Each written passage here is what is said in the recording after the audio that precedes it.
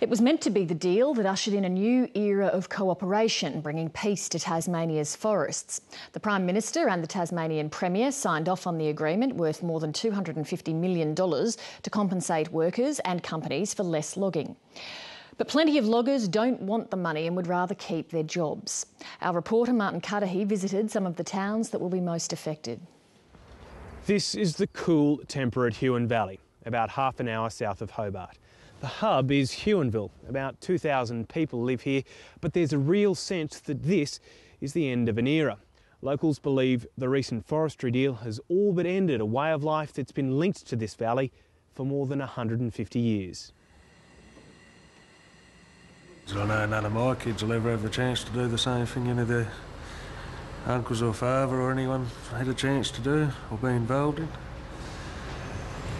It's an industry that's been around for hundreds of years. It's coming to a close. So. Luke Watson has embarked on a new career.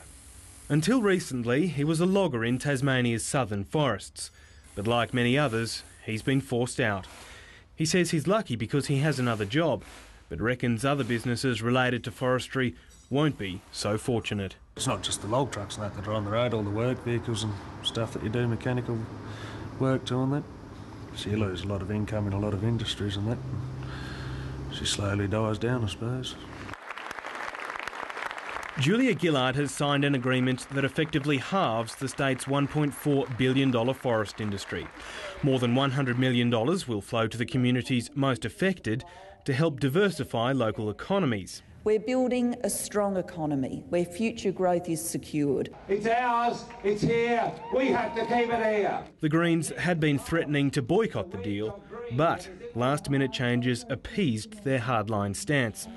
Timber workers and industry groups say the changes are tantamount to a sellout. We're not prepared to take a few shekels of Canberra money to sell out the industry, sell out Tasmanian workers, sell out Tasmanian regional communities just for the sake of a few dollars. That, from our point of view, is just not on.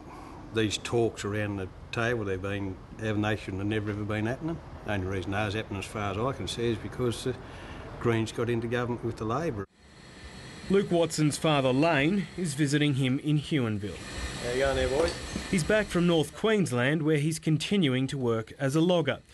But it's a move he never wanted to make. There's been others coming up over the weeks. There was another 4 turned up in the last fortnight from Tasmania, so there's a lot of people up there. It's about the only place you can get some work in. We're just assisting in the clean-up from the Yasi. Other businesses related to the timber industry are suffering. Tyre companies provide a valuable service to machinery used in rough country, and cafes feed the transient workforce.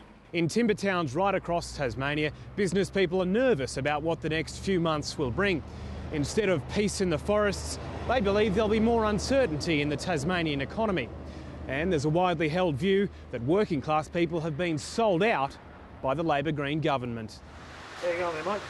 Steve Denny employs 5 men at his workshop at Brighton, north of Hobart.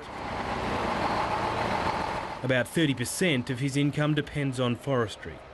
Sitting in his yard are 2 log trucks that haven't moved for 3 months. It's affecting everything, and without the industry working, the whole economy is not good.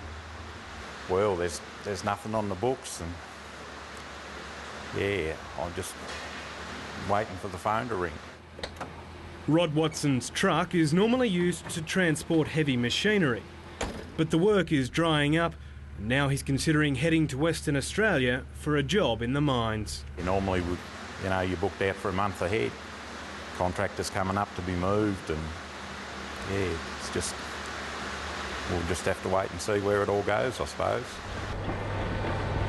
$25 million is available to provide assistance, employment and retraining to forest workers. But the loggers 730 have spoken to don't want to do anything else. And they reckon the rest of the state will wish they were back logging when the financial fallout hits home.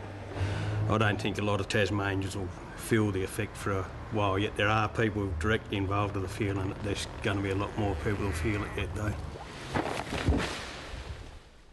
Martin Cudahy report.